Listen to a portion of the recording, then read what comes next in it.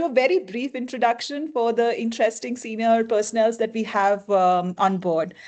Steve is an independent risk and control advisor. He's a former MD, Promontory Financial Group, and former VP at American Express. Now, I know that Steve has had 35 years plus experience of progressive international and US, working with organizations and advisory, senior leadership and board on almost all topics of risk, right, including risk management frameworks, audit, and compliance.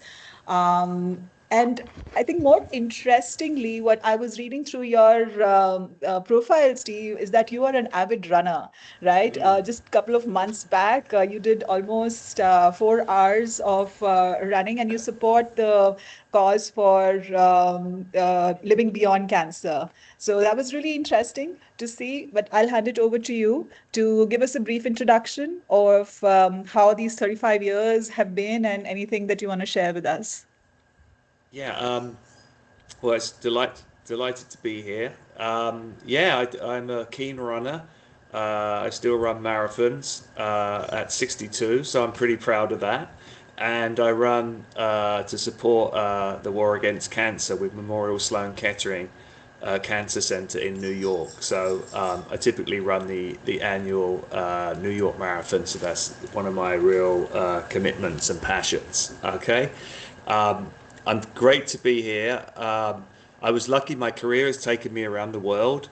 I've worked actually in India since the early 90s. At that time with American Express, and that's how I met some of my friends on the call today. So I think, working around the world in so many different cultures and being an auditor in so many different cultures really attunes you to how different that can impact risk culture and how important it is. So I'm really happy to share my experiences today.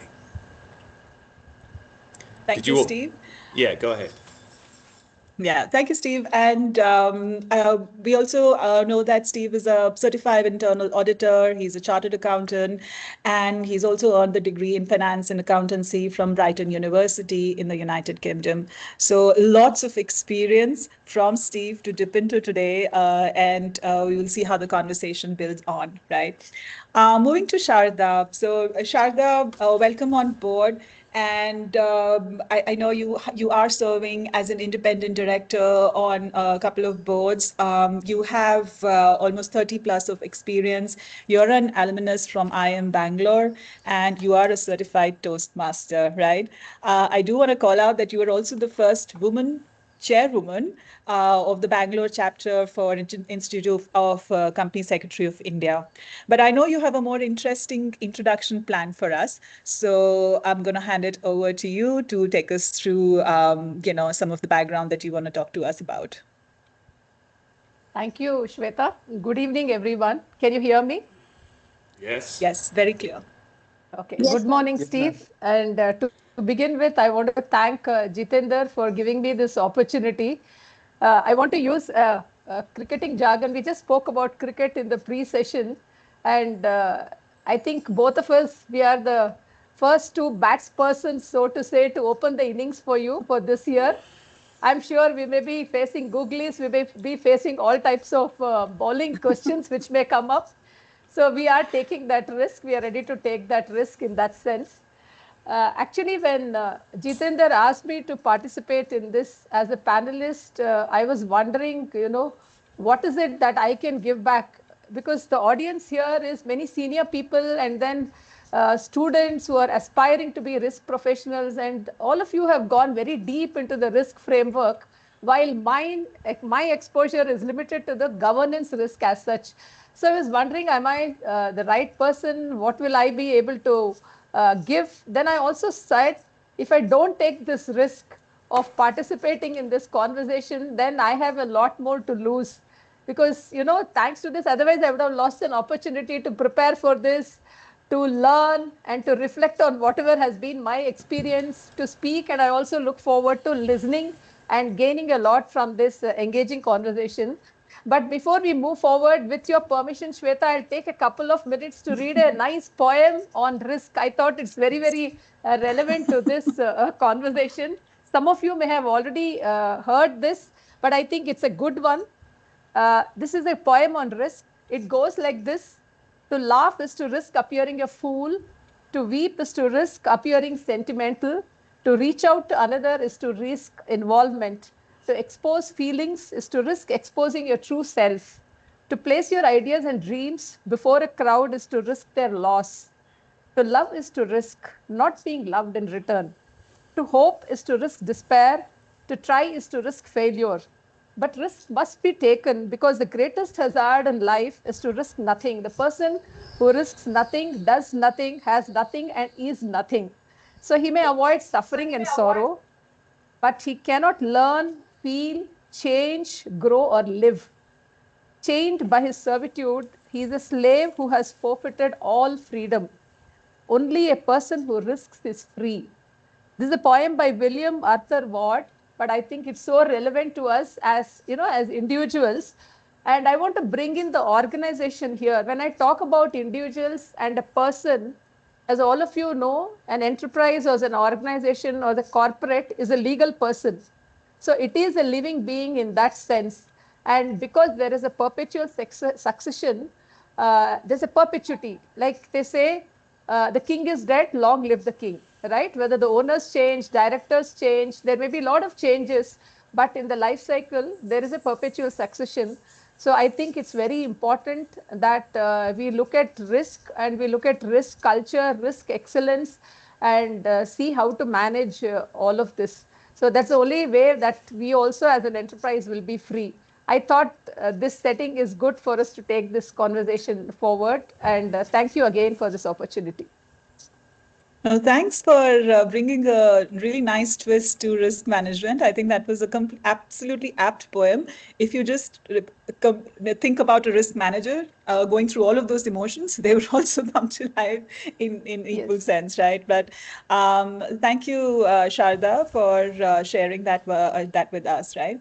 So, okay, we're 10 minutes into the conversation and we have around 197 people join in. So I know some of the folks joined in a little bit into the conversation. So once again, please feel free to use the chat option to put in your questions. The questions that we did receive during the last few days and weeks, we have already considered them and we'll be building them into the conversation. But please do, put in the question in the chat box. We'll be managing it. As we were introducing our senior panelists, we have Steve Mills and we have Sharada coming today together for this conversation, around governance and risk culture. Steve, I will direct my first question to you. And as Shraddha was saying, if it's a googly, if it is a tough one that comes from our readers, we will direct them to Jitu, right? So that's the risk we will take, right? Well, I think as an Englishman, I'm not sure I'm so good to talk about cricket at the moment after the disaster in Australia. Right. So we will stick to risk and we will stick to some of the questions that we have for you, right? Now, most of the conversations on risk culture, Steve, and about its framework, setting the tone at the top, controls, are very important. We all agree. But what happens really is what comes out when there is a storm, right? It's always very good to talk about the culture, talk about our behaviors, talk about our intention when everything is calm, right? So what happens when the market turns or the leadership feels cornered? In your view, how you have navigated through organizations on a number of years with various positions in various roles in risk management. Do you want to kind of throw some light? How do we navigate through, especially around maintaining the risk culture when there is a storm? Yeah. Okay, let's talk about storms because I think storms are one of the reasons we're talking about risk culture, right? I think there's widespread recognition that an unhealthy risk culture is frequently the primary root cause of banking failures and financial and non-financial risk events. If we just We've seen a whole series of these back 20, 30 years, but even as recently as 2023, when we had the collapse of Silicon Valley Bank, Credit Suisse had institutions that appeared solvent, that appeared on the paper to be sound, but collapse and are imperiled due to collapsing confidence and trust in the institution. Right? These collapses weren't caused by insufficient capital or insufficient or liquidity at the heart of things. They're caused by the evaporation of trust in an institution, in its internal governance and its risk controls and its leadership. So culture isn't a peripheral issue to banking institutions. It's central to their trust and their safety and soundness in serving their customers. When I often see risk management frameworks articulated, often you see lots of things like policies and procedures and very tangible things and around a circle of all of these you see risk culture, as if risk culture is around the circle. But that's really not the reality.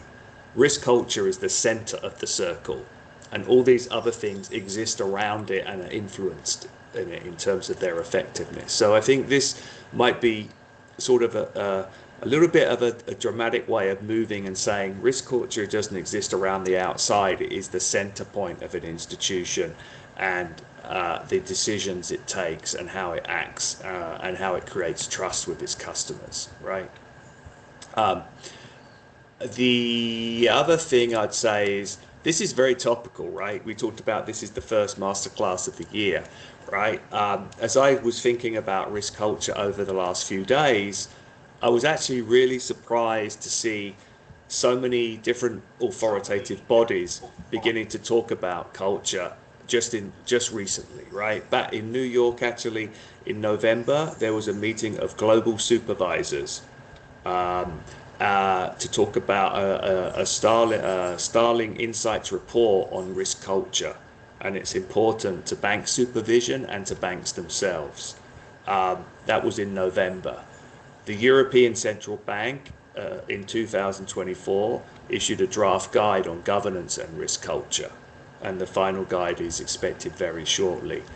Even just in December 2025, the Institute of Internal Auditors issued a topical requirement on organizational behaviour, which will be mandated in a year's time, that internal audit functions of any institution, not just bank, have to consider organizational behaviour and culture formally in their audit plans and as part of audits. So it's not just, I think, we think it's a good idea to think about risk culture. I think many authoritative bodies now are thinking about, how do we make the practices around risk culture more visible, more measurable, more actionable, right? And so why is this important, right? It goes back to your question, Suita, because the world is a really stressful place, right? Things change on a dime. I thought we were going to start 2026, the first few weeks, in a nice smooth start, right? But what do we see? Geopolitical risk is erupting in ways that, if you had tried to predict this, you would have been thought to be crazy, right?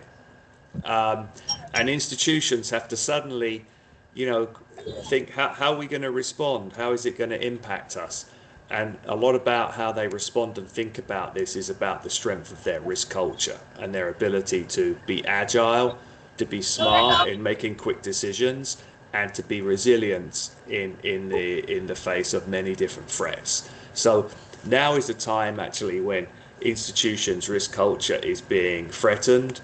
It's a huge intangible asset, maybe the most important and tangible asset of any bank, but it's hard to value and it's hard to gauge. And so the discipline around this has been probably slow to develop. It's been thought of as a bit of a soft problem, right? A soft problem.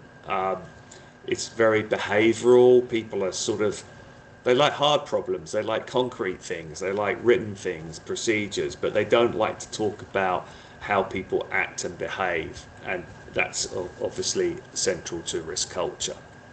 So what am I going to say? So a lot about risk culture, I think, and what you see in problematic risk cultures is silence, right? In risk cultures that are poor or weak, when things start to go wrong, when pressure builds in delivering objectives, there's silence, right? Because people are afraid to speak out about what they're seeing, what's happening. They don't want to be branded as not being a team player. They think they might suffer negative consequences. So we talk about the sort of things as institutions, encounter stress, right? And everybody's in a stressful situation. If people aren't talking about that stress and how to address it, that's a sign of a weak and fragile risk culture. I was going to just give a couple of quick examples of what I've seen where institutions get under stress, right? And these are institutions that have code of ethics. They have value statements. They typically, people are proud that they do the right thing generally, but when placed under stress, things didn't go very well, right? One situation I saw with one institution I worked with was when credit losses began to build, right? And in the credit and collections area, they had a very strict budget and forecasts around their ability to collect debt from delinquent customers. And as the economic situation deteriorated, that became more difficult, and the credit performance began to deteriorate. Customers just were not paying as much as they did before. So the supervisor in that area decided, oh, this will be a temporary problem. Like this month, when we hear that a customer is experiencing problems, we'll wait till after the month end before we record that the problem is becoming delinquent. And then it won't go in this month's figures. It will go in next month's figures, and then we'll meet our budget this month, and then next month, don't worry, the credit conditions will improve, and we'll release, we'll correct the problem, and then it's just a little bit of a bump in the road, right? So what happened the next month? The problem still begins to deteriorate. They say, okay, we're going to now stop 10 days before the end of the month. We're going to stop recognizing customers and delinquent that we know are delinquent. We'll delay it to the next month. This went on for 6 or 7 months. The economy didn't improve. More teams had to be involved in this sort of delay of recognition. It took 12 months before someone spoke out for a whistleblower line, right? By that time, the problem had become enormous. And when the problem was investigated and corrected, the company had to take $500 million in additional credit losses. It became a market-turning event and eventually led to the downfall of the CEO. So this is, an example. Even the most pristine organization, the top 20 best places to work in the world with values, right? It can go wrong. If when people come under pressure, even very good people. Another quick example, and many people will be familiar with this, a good practice in risk management is to encourage the business to self-identify issues before they are picked up by internal audit or by a regulator and so on. And so this company introduced the incentives for individuals to self-identify issue. And we know what happened. Within 3 months, they had self-identified 400 issues, right? And everybody said, that's fantastic. Now we can get to work on these issues. And they rated them high and medium and low, like you would for severity. And they created action plans and they went away. Then one day, the CEO said, there's too many issues now, particularly high-risk issues.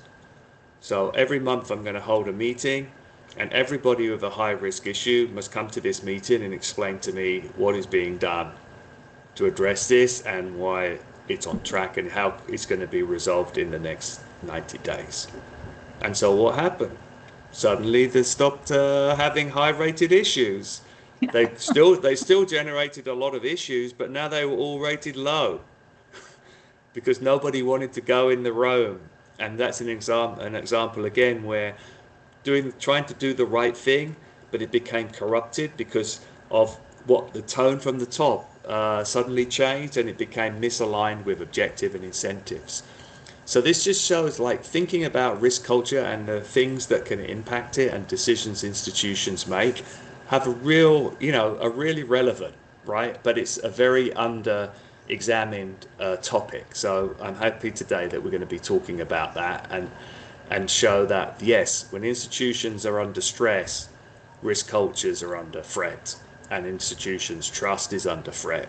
And this is exactly the environment we are in 2026.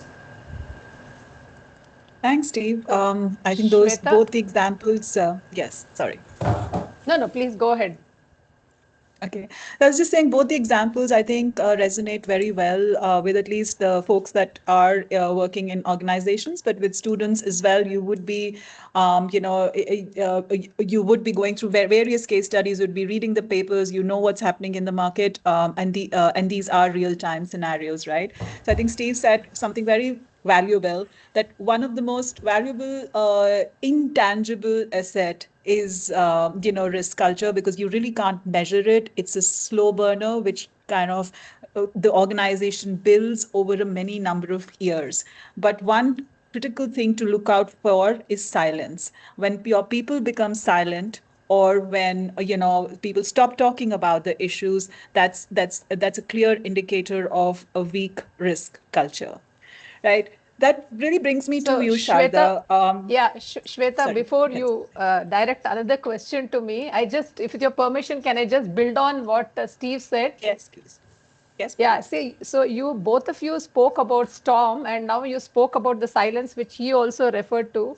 So I was also just thinking, while he brought in banking industry and which has a large scale impact on the economy, I just want to touch upon one experience which I have had with my own client.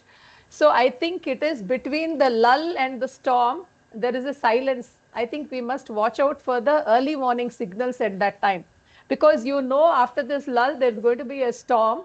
But maybe as board members, or sometimes, since I'm also a company secretary and advising many boards, I am an outside insider, if I can call, because I can see the inside, but I can see it from outside perspective, which gives me a lot of advantages which the internal management and board members cannot see. For example, one particular not-for-profit organization, right? It is not even a listed company, but it's an industry body that I've been advising for about 10 years. So I know they have grown in their activities, in their business, and they have expanded a lot. They're achieving all their objectives for which they have been set up. But as a governance advisor, I'm watching a very drastic decline in their governance structure. For example, I just want to explain so that the point is very clear. For example, the board itself, the way it is structured, it's a very large board with elected representatives of different member companies. Now, they're all very senior people, most of them from technology and business. They don't have knowledge about the governance and risk areas. And the way it is also structured is they think it's not important enough and it is somebody else's baby. Maybe the CEO will take care, or the chairman will take care, or the auditor or the company secretary will take care, and it's not mine. I have to focus only on the business. So I see that there's a lack of familiarization with the governance structure. Next, coming to the statutory auditors, the kind of people that they choose as statutory auditors, internal auditors, what terms of reference they have, how assertive are these auditors, if there are qualification remarks, are they able to just get away without, by the way the board negotiates. I see weak links there. And worst of all, I also see the accounting function itself is very weak. So as an internal person, I have been telling them that look at this for the last several years. But like we discussed earlier, there is a very clear gap between the intention and the behavior. So I see this as a big risk because you can say a lot of things, but I think what defines you is what you do and not what you say. Now, this may be Yeah, a small absolutely. organization, but when this gets magnified to larger organizations, that's where I think there's a very sure shot recipe for a disaster waiting to happen. I hope it does not and they wake up. But these are all early warning signals, I think, from the governance angle, which one has to be wary of. I thought I'll just add this. No, thank Thank you. you. Thank you for adding that, Shraddha. And I think you nicely, kind of lead into the conversation that I wanted to build with you. Having been a part of, boards of different organizations and having served at senior levels previously as well, um, we often see that, at the board level, things are getting very busy, right? And in the examples that even Steve talked about, and you've also talked about, you do see that, variation in the way the board sets the tone at the top, or the structure that we put in place for an organization, right? So do you feel that, are we still curious at the board level? Are we still asking the right questions? And what are those kind of questions you think, in your experience, have been helpful when the board starts asking them or sets the right tone? What is that tone which really helps in tiding over scenarios like this, or have building a better risk culture? Yeah. Firstly, I think I liked your words that is the board curious enough. I think with age, the curiosity starts reducing over a period of time. We think we know everything. There is nothing else to know. But over a period of time, I have also learned the kind of environment that we are living in, the way we grew and where we are today. There is a lot of unlearning to do, right? Only if we unlearn, we can learn something else new, and there's a constant learning curve which is there. So having said that, I have worn different hats, like you introduced me. I started off as a compliance officer and a compliance specialist. Now I am more into governance advisory. I also sometimes play the role of startup mentoring, mentors for startups. Then of course as an independent director. In all these roles, what has kept me going, what has kept me interesting is, I think we should be asking the right kind of questions, right? Whether you are a specialist, but there you want to make sure that things are in place. If you are a startup mentor, then you may have to ask questions about, are they going in the right direction? Did they take the right decisions? What is the business model they have? What is the governance structure they have? Right? So you should be asking the right kind of questions. When we become an independent director and at a board level, I think what is fundamentally required, which I feel is critical, is this professional skepticism. Because you must trust, but you must ask questions with a sense of skepticism, not to distrust, but to guide and to help the board and to help the management. So this professional skepticism, I think, is missing in many of the boards, because it also depends on how these board members are recruited. Are they from the known network to the promoters or to the companies? Are they just buddies who are coming in there? Or was there an executive search process which took place so you get the best talent, the most competent, and the most appropriate people sitting there on the board? That matters a lot. And once you sit there, you have to exercise this professional skepticism. Just two examples. From one of the boards where I sat, recently we had a meeting, and money raised from the public market. And then we saw there was a good amount of loan which is given to the overseas subsidiary. But we also saw in a very short presentation which was made that there are not many operations going on in the subsidiary. So the question was, why is this loan lying there? For how long is it there? If there are no operations, what are the terms on which it was given? When is it going to be recovered? Or is it going to be plowed back there? So it's not a question of distrust, but you also mentioned a point that there is a lot of information overload. I know we get a lot of information. We are kept busy with the data packs. But let me also tell you, the biggest bane today I see as a director is the length of the notice. The information you get, it's very, very short. You get it in just about 1 or 2 days, whereas the law requires minimum 7 days. And if they are very critical information like this, then you don't have enough time to spend. So with the limited information, what is the kind of board role that you can play. So that's important. Here we asked a question and we said, while we pass this now, we want next time the management of the subsidiary company to come and make a presentation to us specifically on why they have set up, how are they going to use this money. So we should be asking the right kind of questions. I think in another board where I sat, if I remember, there was a key managerial personnel, a CFO who had to be appointed because it's a very large group. So they chose after a long time. We had already, the independent directors had told the management that it is too long that we don't have a CFO, you should have somebody in place. And they selected somebody who is almost at the age of superannuation, say about 56 or 57. And then we wanted to know what's the tenure he has. How are you going to match your HR policy requirement? Is it within that? Have you thought of all of that? How is he going to take over this responsibility? What are his KPIs? So what we found was maybe the management has not spent enough time in all of this. What's the remuneration structure you're giving to somebody who's going to superannuate? Is he going to be a consulting role? Is he going to be a full-time role? Is it going to be a contract? So these are questions which we need to ask. It's very important that we have information, but we need to be asking the right kind of questions, which I feel most of the time it is missing. And maybe we just rely on some assurance reports, which again may not come in handy, because as you know, under the Indian laws, as in international laws, especially as independent directors, we are charged with that oversight, and some transactions we are held responsible personally if we don't exercise this skepticism. It's an important tool that we need to work on. Thank you. Thanks for that, Sharada. I think.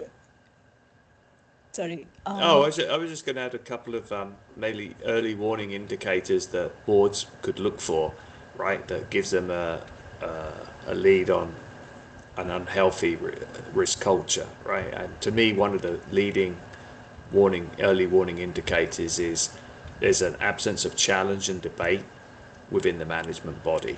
Maybe it's dominated by maybe one or two individuals, right? And there's no healthy discussion taking place, and everybody, they have loud voices, maybe they are the CEO, and they dominate the discussion and the decision making, right? That's a very unhealthy environment. Also, when sort of ethical type or policy breaches occur, right, they're not dealt with sufficiently, and people see that. Right, people are not given warnings, people are not fired necessarily when it's appropriate, and particularly high performers who constantly deliver financial targets often are allowed to operate outside of policies and procedures. You might see that in trading areas, for example, and cultures where if they're producing the money year after year, they're allowed to sort of breach risk limits without any consequence of those, right? And then just generally that risk management as a topic, whether it's by the second line in banking or the internal audit function, is sort of considered as a barrier to achieving business objectives rather than a lever and a positive thing in achieving business objective over time. So there are certainly warning flags that boards, as they are dealing with management, listening to the environment, is important, and I'm sure Sharada agreed, like sometimes the board members could not sit in an ivory tower. They need to get out and involve themselves and talk to some employees as well, and try and get a better sense of what is the culture underneath the documentation that they are given every month or two in terms of a lot of volume. Thank you for that, Steve. I think you brought in another important point was when someone is, especially in sales, meeting the sales targets or traders jobs, when you're doing exceedingly well, I think as risk managers, it is, it should drive the curiosity to see what are the driving forces behind someone over exceeding the targets, right? And also, secondly, when your dashboards, right, when they're always green, for me as a risk manager, red when it's red and amber, yes, that I will look into it. But if it's continuously green, either we are measuring something wrong, or we need to kind of unpeel that particular metrics, go a little bit deeper into seeing that is there nothing that's getting missed by the way that we are measuring or the questions that we are asking. So absolutely. And I think Sharda, you brought in a terminology which will stick with me, is risk professional skepticism. I think that's extremely important. And building the curiosity, kind of the quotient in anything that we do, any role that we're playing, whether you're at the board or whether you're just starting off, being curious, being fearless in asking the questions and having the courage to ask the right questions is really critical to make sure that we have the right culture in an organization. So thank you very much for bringing these points forward. I'll just take a little bit of a pause and, kind of circle back on some of the, some of the topics that we have covered till now. So this is the first masterclass under Garime as an, the organization which is particularly working towards, bringing out such topics and working with credible voices like we have today, and talking about real-time cases, examples, to make sure that we are, the vision of Garime is met, which is to uplift the risk management and governance ecosystem in India and building the capability and fostering thought leadership. We also want to acknowledge our partners who have made this masterclass possible today, which is Beyond Risk, of course, for its leadership in innovative risk consulting and capability building, Risk Hawk for its technology-driven risk intelligence, Gain Insights for its analytical and strategic advisory strengths, and Imperial School of Banking and Management Studies for its academic partnerships. So thank you all for making this possible. We are having a good conversation about building the right culture, asking the right questions. What are some of the challenges that you face when you're sitting in the board as an independent director or as part of the senior leadership, and what are some of the behaviors that we should kind of promote. We do have a couple of comments in the sections, in the comment section, which other you have answered. So the comment or question was that do independent directors come from known networks always, right? Is that right? And Sharda, you've clarified that sometimes, to a large extent, yes, that do, but there is a hiring process, there is a selection process, and there it is rigorous, but following that rigorous process is extremely important as well for organizations to make sure we have the right people on board, right? Thank you. So please do put in your questions in the chat box. We'll be happy to take them as we move forward into the conversation. Now, just we talked about, from your experience about the culture and about, the level of curiosity and the kind of questions that should be asked at the board level. Can we differentiate between a high growth versus a mature organization? So we know that, the culture or the kind of setup, the kind of pressures, the kind of deliverables for a startup versus a medium kind of a tenured organization to a very mature organization, difference in scale might differ as well. Or, have you seen risk disciplines break down during rapid growth period? Are there some of the guardrails that you can talk to us about what leaders can put in place to make sure that irrespective of which stage that the organization is in, we continue to, monitor and talk about the right things? Steve, would you like to take that? Sure. I'm thinking like really a contrast saying here's a mature, well-established institution, right? It's still growing because all institutions like are usually pressured to grow. It might be through organic growth, it might be through acquiring other institutions, right? And acquisition, but it's been around a long time, right? The contrast to maybe a new fintech, right? That is just been around a few years and is gaining traction, and thinking about the different things that are important from a risk culture perspective. In the former, I think it's about maintaining it and reinforcing it, right?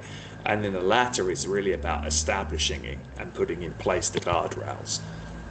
So when I think about risk culture, I think about 4 dimensions. Sort of the tone from the top and leadership is one. Is there a culture of effective communication and challenge and diversity is 2.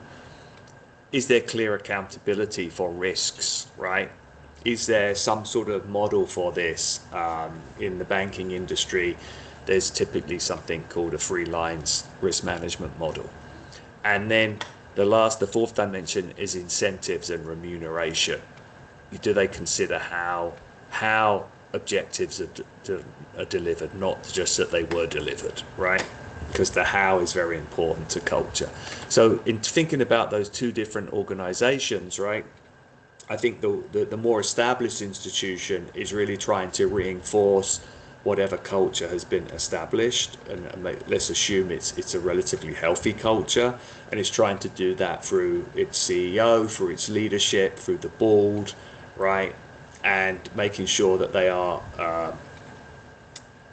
examples, holding themselves as real examples in how they interact with their teams, and that they push the concept of risk culture down. I think one thing at the moment, many institutions have policies for code of ethics or values and things like this, but they're not really, these are all fragmented elements of your risk culture, right? I think there's a sort of a need over time for more mature institutions to try and introduce some sort of formal policy around culture itself, right? That brings in these different strands that often already exist in the entity, but give a clearer articulation of the policy and the importance of it to the board. With a new fintech startup, it's very much about like who started this, right? It's everything is going to model the founder, right, and the founder's initial set of disciples, right? So if they are serious about a risk culture, they're going to be under stress, right? They're probably under a lot of pressure to grow rapidly, to justify and obtain investments, to keep moving forward. And so there's going to be a lot of temptation to sort of, change the boundaries a bit. And it's all going to be about delivery and do anything at any cost to show that we are keep growing. So even more important than those situations, everything will follow the founder and their close disciples. And so having that consciousness around what are they trying to build, not just an institution that generates dollars, has some market relevance, but they're trying to build an institution that is a community of individuals who act with certain values and integrity and so on. So for them in a new role, it's important. Then I think I just won't go through all of these because we're limited to time, but I'll talk about incentives. Incentives are extremely important, right? And incentives are really important.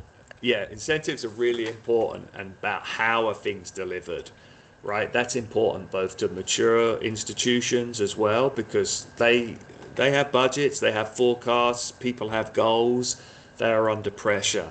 So how people do things needs to be built into the performance management system, and goals for individuals, and then having positive and negative incentives, right? It can be even more important in a new institution as well, because they're going to be really pressured to deliver certain results, and maybe there is even a bigger proportion of their remuneration that is in stock or shares that has yet to materialize. So they're going to be very focused on delivering whatever is necessary, and will be at high risk of cultural breakdown and misconduct. Excellent, thank you. Sharada, would you like to add anything to that? Yeah, I think there was one question that came in that what are some of the signs that we saw, especially if the if it was before the failure or a disaster, right? So maybe we can link it to some of the red flags that Steve talked about, Sharada. Yeah. No, of course I have answered in a limited way to that question, but yes, I am operating from the startup capital of India or startup capital of the world, Bangalore. And I also have the opportunity to dealing with a lot of startups. I think here, definitely, I think the culture of risk, the propensity to take high risk decisions is really, really high here, because for them it is growth at any cost. I think it also, they get influenced by the kind of funding they get, because it's mostly the venture capital and the VCPE funding which comes. They are also in a way forced to show high growth at any cost. But with the VC funding coming, they definitely want to have guardrails through the agreements that they have and through the monitoring that they do. But in the initial years, I do see, because it's a question of existence for them. So when I look at compliance especially, they are not really bothered, because they are all the time taught to be bootstrapped. So they say compliance, they look at it as a cost, whereas in my opinion, it must be looked at as an investment, because compliance is going to add value to the business. It should not be treated as an obstacle, it should be treated as an enabler. I do agree that in India, we talk about ease of doing business and we have a long way to go. People feel stifled because of the regulatory environment. But having worked very closely in this space, I do appreciate some of the guardrails which are inbuilt. So to that extent, I know they do take very high risk. Sometimes I also see that their very existence becomes questionable because of the risk they have taken, because you may not get any further funding at all. So as startups, this is a risk they have. And the other risk is, once they start growing, like I've already mentioned, the promoter becomes so big, so larger than life, people think he can't make any mistakes. And somewhere the greed steeps in, and it takes all these consequences. We know of many stories of that. Vis-a-vis, if you look at matured organizations, suppose you look at a multi-jurisdictional organization like an MNC, which has been there in different jurisdictions, there I think the risk taking is more measured. They do have processes and policies, but in my experience, which I also see, is sometimes they become very bureaucratic in their decision making. That again is a risk, because sometimes some jurisdictions require quick, you require a dynamism and agility in the organization to be taking decisions, but does not happen because of the layers of decision making people that they already have. So that is also there. Versus, you can also look at another model where they're promoter driven within India. They are able to take quick decisions and they are able to move fast. They are able to operate in a competitive environment. So I think risk in each of this takes different shapes, and they need to strike a balance between speed, innovation, and how do they sustain and how do they scale up. I think all these four elements, they are very crucial. This is my observation. Thank you. So I think on one side, if you have a promoter who's becoming too big, and on the other side, in a large organizations, things become a little bit bureaucratic. So the right balance that has to be maintained is extremely important. Prachi Gupta asks she's asked a couple of questions, but I'll pick up one from there. It is interesting that if the board was removed from the equation for 6 months, what cultural behavior would change first? And I think the other one is that what is that one brutally honest truth about risk culture that organizations just don't want to admit? I think both of them are interesting questions. If you want to provide your thoughts on it. Yeah, I think it's interesting to see that board is removed from the complete equation. So it's not a board-driven organization. Then it should become more a CEO or a managing director-driven organization, because all that we talk about, a flat organization and everybody able to contribution is fine, but definitely you need to have a slight kind of pyramid where there is one person, I wouldn't say who is controlling, but who is enabling this business. So if the board is not there, then I think this person should have enough authority, and he should also have the wisdom to drive the organization in the right sense. I think the cultural behavior is what kind of open environment that he or she is bringing in. Does he have ears to the ground? Is he listening?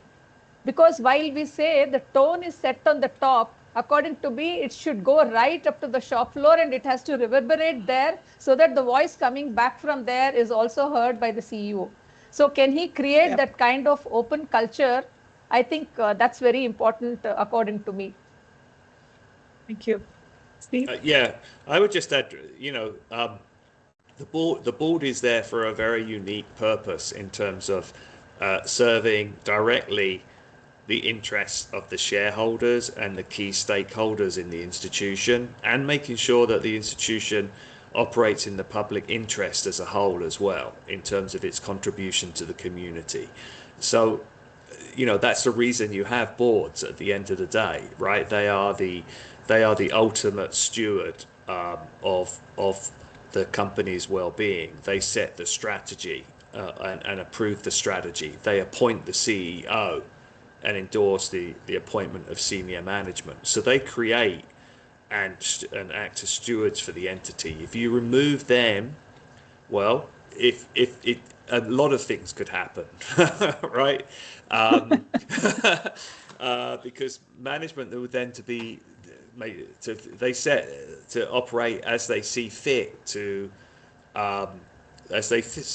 for their own purpose, in worst case extremes, right? And that might not be in the interests of long-term value and capital creation, but very much in terms of let's make as much as we can in the short term, and then we get out and walk away and go So the board is there to run a responsible and oversee a responsible institution at the end of the day. I think corporate governance then, sorry. Yeah. Sorry, go ahead.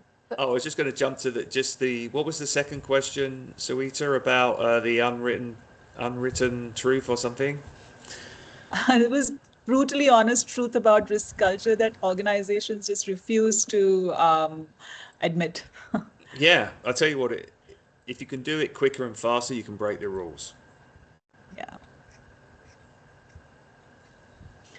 So the results, Shweta, the quick, fastest result, it allows you to break the rules, right? That's what the unwritten truth is. And right? I think there's a similar question which talks about, which is again a good one, which is related to agility. If you want to be an agile organization, can you still kind of make sure that something like that, where you can still take risk, or you have like proper risk kind of mechanism or risk management mechanism. So my answer is pretty similar to what Steve and Sharda said. Look, it's a lazy person excuse, right? Where you are saying, okay, just because I'm agile, I don't have the right kind of guardrails or right risk management process. In fact, the more it is all about the mindset and the culture, right? What Steve and Sharda has been talking about. If you're agile, it doesn't mean that you just kind of be reckless with whatever you're doing. You have the right culture, you have the right mindset. Whether you're agile organization, you are a bureaucratic organization, it doesn't matter to that you kind of go out with the right guardrails and right risk management. But yeah, really interesting questions. Really good. Shraddha, you saying something? Sorry. No, I just wanted to add from an Indian legislative perspective, boards today, there is an expanded responsibility. I mean, they are stewards, it's not only to protect shareholder value and minority stakeholders, they have expanded it to all stakeholders, including society. And that's where this whole concept of corporate social responsibility and CSR has come in, saying that the board has to oversee all of that. That's a very expanded responsibility which has been brought. So definitely there is a place, even if you remove them, you need somebody to look at all of this and who is just not looking at the business. I just wanted to bring in that element. Absolutely. I'll take one more question, which is very apt for today's world, is from Sudhanshu Pandey. How will AI lead to new transformation in risk management? I just, add to that. Nowadays, is more and more, all our decision making is increasingly being driven by data-led automated solutions, right? There are some of new cultural risks that are emerging from AI automation, and I think even our regulators are in a are in a position where they are setting the guidelines, they're setting the rules of the road, right? So I think again the tone at the top, the culture in the organization will have to play a really critical role.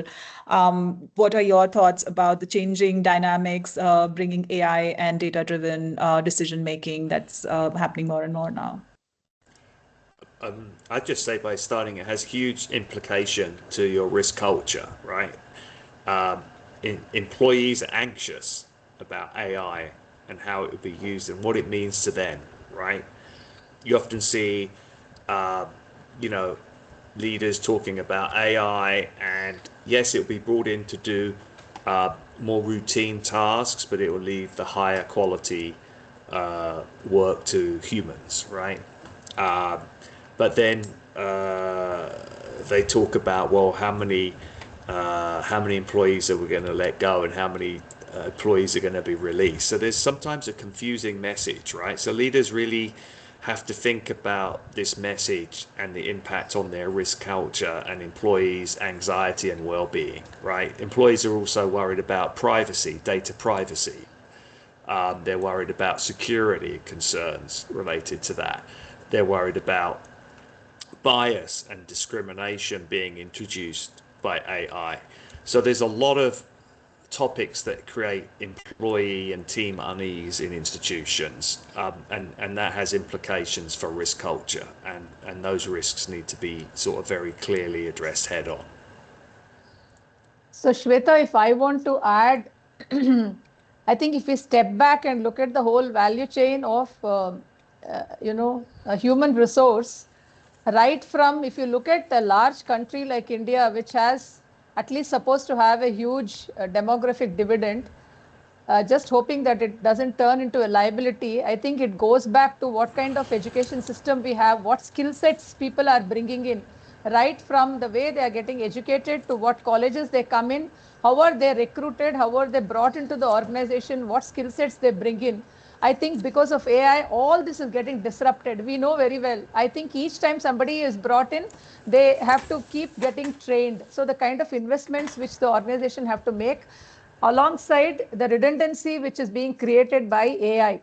So the relevance of human resource, then capability building there, along with, if you look at it from the individual perspective, the uncertainty which this whole thing is creating, right? The stress levels, you also see new ways of working, mental health challenges. If I just start thinking about risk management in AI, my thoughts go into all of this to see that there are many things that we may have to be done very differently as a risk management when you are looking at AI. Apart from what Steve has said, and I think here definitely right at the top, there's a lot of things which the board has to be seized off, and they'll have to spend time on this. Sometimes I also feel perhaps you only see gray hair in the board. It's time for a lot of young people who are tech savvy, who understand the AI part of the business, to also have a seat there. And I'm seeing that sometimes the composition is also changing, because it makes a difference on what you think and what kind of board oversight and policies that you bring in. Yeah, thank you. I think bringing some non-gray hair will be good, and building some different expertise.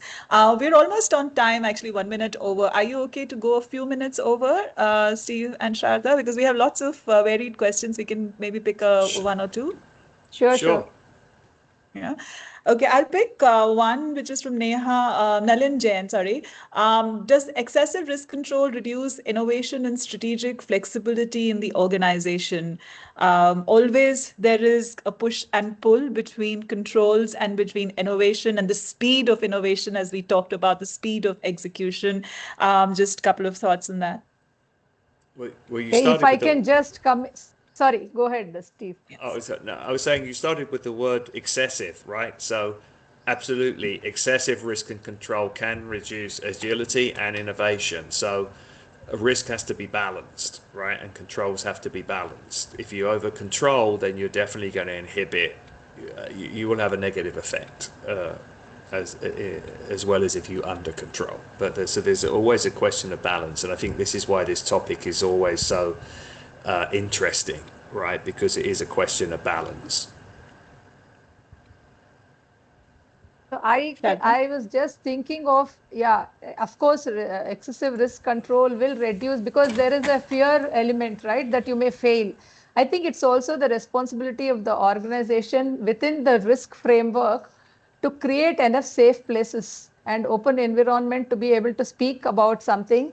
accept failure. So one model could also be within the organization to create a kind of sandbox, so that there's a safe place, and then you have defined the boundaries, created guardrails to say where you can fail or you can have some acceptable deviations. So I think these elements will have to be built into this risk control framework. Then only it brings the flexibility and the courage for people to try new things. Thank you. One on leadership that's come up, and just dipping into the number of years of experiences that you have. What are some of your qualities or that we can look for in a good risk professional, and how does it separate from a good risk leader, and especially in today's environment of Change? Any top line recommendations for building or recognizing a good leader? Well, I did read something. I was doing some research, and it was what boards and you should think of when you're recruiting somebody, right? And there's three factors, right? Integrity, intelligence, and energy, right? And that's in that order. So you explore and get comfortable with the individual's integrity first, then you think about their intelligence and levels of energy. Because if you don't get integrity right, that person, you're going to have real problems with that individual and how they operate. Right. Absolutely resonate with you. Sharada, from your side, any top three qualities? No, I agree. I agree with Steve, especially the integrity quotient today when we are living in a VUCA world with so many geopolitical tensions, so many other uncertainties around. I think that is something which has to stand out. Everything else being equal, I think it's difficult to find out and quantify, but I think this integrity is paramount. Thank you. So, thank you, for such an insightful conversation. Sorry, Steve is saying something. Oh no, I just had a couple of. I don't know if we could just say a few closing thoughts before Yeah, sure. Absolutely. There's a famous quote, right, that from a famous management consultant, that culture eats strategy for breakfast, right? It keeps getting repeated, and yet there's lots of focus on strategy, but not a lot of focus on culture. So for me, if you think about some things to take away, right, it's about talk about culture, right? Start thinking about your institution. It's interconnected with your strategy and growth. So you don't talk about strategy and growth and then talk about culture separately. You won't be able to execute your strategy and grow without the right understanding your culture and what type of risk culture you need to be successful and how you achieve that, right? So I think that some of it is about, this needs to be on the agenda. Boards need to be talking about this. Management teams need to be talking about this. We need to introduce some definitions like policies, risk appetite related to culture, right? And then we can build out metrics. There are a lot of metrics related to culture already in an institutions. It's just that they're all over the place. Some are in internal audit, some are in HR, some are in compliance, some are in strategy, some are in operations, etc. They're all spread out. But there are a lot of indicators in there highly relevant to culture, and they sort of need to be collected and looked through that viewpoint so that you can understand more clearly through some sort of dashboarding strengths and weaknesses. So I believe that these will be advancements that will be taking place over the next few years in a similar way in which the discipline around operational risk began to emerge around 25 years ago, but where before it wasn't really talked about in a structured way. So I think these sort of disciplines you're going to now see those emerging through directions from management bodies, risk management bodies, internal audit bodies, and supervisory bodies around the world. Thank you. Shada, would you like to, kind of give any key takeaways from your side, one or two things that the team can, if not nothing else, can remember these two things? Yeah, what I thought is we have talked a lot about risk and risk as a culture. I think we should also look at this as a mindset. And when you talk about risk as a mindset, I feel it's not, you cannot look at it as in silos. It cannot be each person is, is responsible for the risk related to his function. It has to be a shared responsibility. While you have accountability right at the top at the board and then it trickles down, but I think it should be a shared responsibility. So there should be a co-ownership of the risks. So then it's also the responsibility of the board to build in that kind of processes, those policies, those SOPs, guidelines to make sure that this is a shared risk, and that's where you have a shared value. Then you look at risk more as a protector of the value and something that can unlock your opportunities for the organization. I think broadly, if that is the driving theme, I think then, like the poem said, without taking a risk, you can't be free at all. So I think that's what I would like to leave the audience with. While there are many, many interesting questions, I didn't know how Yes. this, 60 minutes just passed. But this is what I would just like to say. No, absolutely. Thank you so much. And all of your points and Steve's points, they resonate really well. And I think to the audience, thank you for being so participative. We have a number of questions, but I think in some way, some shape or form, they have been answered. But we'll see how we take them back and kind of continue the conversation, in our various channels that we have for communication. A lot was talked about in this last 60 minutes. I completely agree with you, Shada, how these 60 minutes went. Don't know. So thank you so much for sharing your insights, really relevant examples, and some of the thought processes around what can go wrong, what we've seen go wrong, and how we can avoid, at various stages, and how the risk culture is so important, from the top to the shop floor, how we make sure that we talk about this more often. Silence being a biggest indicator of something's going wrong, or we need to kind of make sure that we are creating an environment that people are able to talk about any issues or wherever there is a requirement. So thank you very much. Jitu, any closing thoughts from your side? I think this has been a great session, but what did you think? Yeah, no, no, this is absolutely a brilliant start. As Sharda used that analogy in the beginning, this is like a good kind of, like first match of the season, and where I think you've set the benchmark pretty high for the other panelists to come in the subsequent sessions. I am normally kind of not a very big fan of the numbers.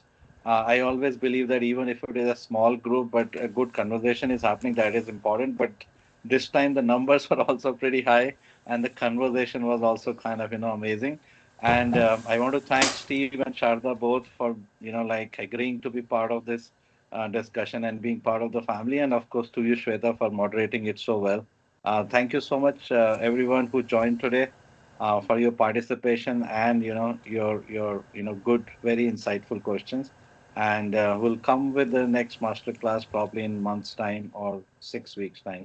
Thank you so much. Have a good evening, and Steve, have a good rest of the day.